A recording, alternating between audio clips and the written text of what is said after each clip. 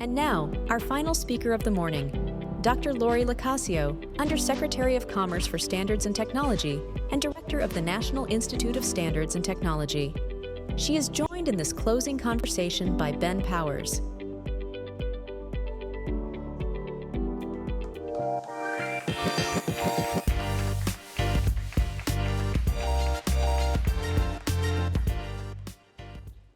Director, thank you so much for being here. Wonderful to be here. Thank you. So I know myself and other tech reporters, we're big fans of NIST, but for folks in the audience that may be less familiar, give us NIST's elevator pitch. Yeah, so, NIST, don't you hate when people start with a mission statement? But I'm just going to say it's a great mission statement. It's really to promote U.S. innovation and industrial competitiveness. And we've been in that business for over 100 years, really trying to make sure that the U.S. can compete in the global economy, which, as we know, is getting more and more complex, and really important that there are agencies out there who can do that, can really support our success in that realm. And I was going to say, the only thing worse than starting with a mission statement is starting with an acronym, which I did, so we're even, but that's the National Institute of Standards and Technology. And I know NIST really doesn't think about itself as a regulator, but you do have a key role in what a regulation eventually becomes. Could you give me a bit of a brief overview of the NIST to regulation pipeline? Yeah, so first of all, we're a science and technology agency. And the way that we do our work is we have very deep technical research that goes on in the organization. For instance, we've been doing research in AI for decades, really. And what that leads to is really an informed guidelines, and then that feeds into standards, which then feed into regulation. So I noticed this said the road to regulation. It really is the road to responsible regulation. That's really science-backed regulation. And thinking about that, obviously, you all have come up a lot in conversations around AI. Oh, but I need to say we are non-regulatory. Exactly. Let me just make sure that's on the very record. Clear. Non-regulatory. So. But your profile has been raised. Y'all are playing a key role in the executive AI order, among other things. How have you all been grappling with that? Maybe the increased attention that's come with this. Yeah. So I think the increased attention is fine. I'll just say, when we get a job, we get it done. I really, truly mean that. And so we have been given some very heavy lifts through the years as new problems arise within the science and technology realm, and they're always going to arise, right? Because we are always going to have cutting edge technologies. We're always going to have breakthroughs in that kind of technology. And at that point, an agency like NIST is really ready and poised to jump in and try to help assure trust in that technology. And that's why this sort of long game that we play of deep technical research that can lend itself to responsible standards is really important. We do look out at the horizon, and therefore, when something comes our way like this, it seems like, oh my gosh, all of a sudden a big thing plopped into your lap, but I can honestly say that we have been preparing for this for decades, and we are ready to take it on. It is a bit of a double-edged sword, though. My colleague Eric Geller wrote a story just recently about NIST being underfunded and understaffed, particularly given the scope of the executive order. I'd be curious to get your reaction to that. Congressman Beyer had similar things and said he wished that he could fund you all. So, what are your reactions there, and what does that situation look like on the ground? Yeah, so I would say that we operate as a very lean and mean organization. I don't mean mean in a bad way, lean and mean, right? So we're small but mighty. Maybe that's better. There we go.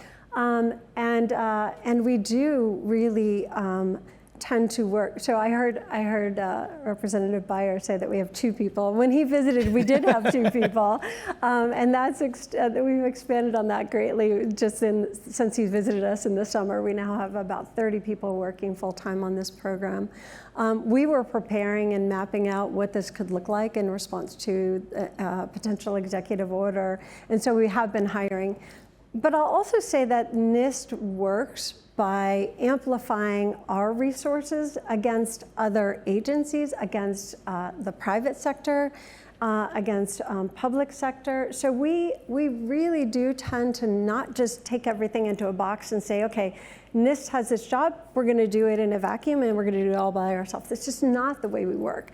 we leverage the dollars that we're given against, and we have some really great, brilliant people working on this, with the other great minds in the United States working on this, and together, that's a big amplification factor. I heard earlier there was a mention of AI RMF, the risk management framework, and I'll just say that that's how we accomplished the AI risk management framework. We did have a very, very small team to create a document with outsized impact. And that's because we are a trusted member of the community. We're trusted by industry and academia and the public and private sector writ large. And we asked them for their honest input. And we had hundreds of organizations feeding into that process all along the way. We really listened. As a matter of fact, several times people said, you're really taking our feedback. We didn't take we took every bit of feedback and we responded to it. And then we made the best possible document for the United States. And because of that process, the way we brought people together, we listened, we built community. When that was released, the uptake of that was really rapid, and the acceptance of that was really rapid. And so I'll just say that that's sort of an example of how we leverage partnership very, very closely in our work. And I think it's worth pointing out that that framework development took over about 2 years. It did. Which was before we had this fascination, public fascination Right. with generative AI, which again shows that AI has been around for a long time, actually. Yeah. It's not just something that sprung out of the earth, Right. potentially a year ago with ChatGPT. And so kind of looking through the AI executive order, and then I kind of want to turn it over to a couple questions from the audience. Sure. What stuck out to you most maybe is where NIST can have a really tangible impact, particularly given looming events on the horizon? Yeah, so I'll say that we have been, there are multiple things in that executive order that NIST is responsible for. One is, and I'll just tie this into the AI RMF, one is to map AI RMF against the risks associated with generative AI. And we were prepared for that as well because in the summer, we launched the public working group on generative AI. Thousands of people signed up for that public working group. That's great. So we got the community together early in the summer. This was before the executive order, clearly. And that group has been working on thinking about how the AI risk management framework can be used to assure the responsible use of generative AI. So that's just one example of, I think a big part of the EO that we were really ready for and prepared for. There are many things. I've heard many people talk about elections. We're going to be working on content provenance. Really, the EO deals with, or asks NIST to help create, with the community, the guidelines, the standards that can assure trusted AI or trustworthiness of AI systems. And that means safe and secure and reliable. And I want to just go and drill down on one thing. When you talk about the provenance of content in elections, could you talk about what that would look like, maybe in practice? NIST is not necessarily a political organization or anything like that, so I think you bring a unique approach when thinking about what that looks like.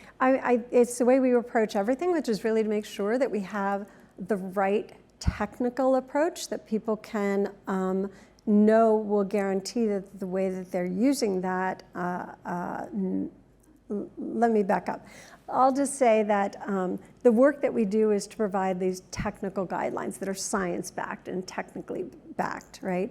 And so we would approach the measurement of content provenance with deep scientific and technical research and backing from the community to understand how other people are using it, how other people are approaching it, bring it all together and come up with the best possible solution that we can all implement as quickly as possible. And so I think we have time for one brief question. Anybody out here in the audience got one? There in the back. Hello, thank you so much. I know this is a lot to ask for, but it is an unanswered question after listening to everyone. So we're thinking about reliability, we're thinking about trust, but is there any, are you working or partnering with any agencies on sustainability, given that as AI advances, it's going to increase data consumption, and that plays a role in climate impacts. So I'm just curious about that. I know like this is all kind of at the cusp of everything, but just wondering about that. Yeah, so I appreciate that question. What our approach is going to be, so first of all, we're working on the horizontal to really look at technical characteristics and socio-technical characteristics, because there's this human involved, right, with the technology here, that can really cut across all sectors and all areas of research, and really across all industries. But the other thing that we're doing is looking at the vertical, like where is AI applied, and how do you assure the responsible use of AI in various sectors. So yeah, we are doing that. We're mapping it onto various sectors and areas, and that will be a part of the work of NIST going forward. Thank you for that question. Appreciate it. All right, and that's the time we have. Thank you so much again, Director. Thank you.